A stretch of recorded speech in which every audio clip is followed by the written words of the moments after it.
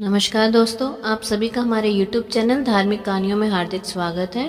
नवरात्रि के इन पावन दिनों में हम हर दिन माँ दुर्गा के एक नए स्वरूप की कथा लेके आते हैं। आज हम बात करेंगे माँ दुर्गा के 7वें स्वरूप माँ कालरात्रि की।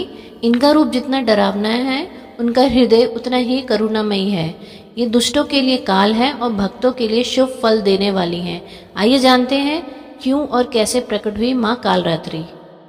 यह उस समय की बात है जब महिषासुर के वध के बाद भी धरती पर शांति नहीं हुई।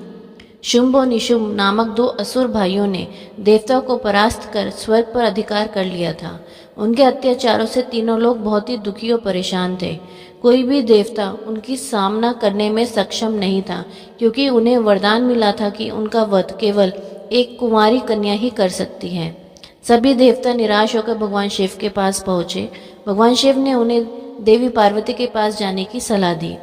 देवताओं की प्रार्थना सुनकर देवी पार्वती ने अपनी शक्ति से एक सुंदर और सौम्य रूप धारण किया, जो कौशिकी देवी के नाम से प्रसिद्ध हुआ।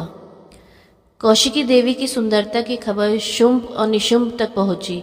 उन्होंने अपने दूतों चंड और मुंड को देवी को पकड़ के लाने का आदेश दिया। जब चंड और मुंड ने देवी को देखा तो वे उनकी सुंदरता पर मोहित हो गए। उन्होंने देवी से कहा, तुम इतनी सुंदर हो, तुम हमारे स्वामी शुंभ और निशुंभ की रानी बन जाओ। देवी ने हंसकर कहा, मैं बिना युद्ध के कहीं नहीं जाती। यदि तुम्हारे स्वामी मुझसे युद्ध में जीत जाएं, तो मैं उनकी हो जाऊंगी। यह सुनकर चंड और मुंड क्रोधित हो गए और उन्होंने देवी पर आक्रमण कर दिया। इसी समय देवी कौशिकी के ललाहट से एक अत्यंत ही भयानक और उग्र रूप प्रकट हुआ। यह रूप था माँ कालरात्रि का। उनका रंग काजल जैसा काला था, केश बिखरे हुए थे और गले में मुंडों की माला थी।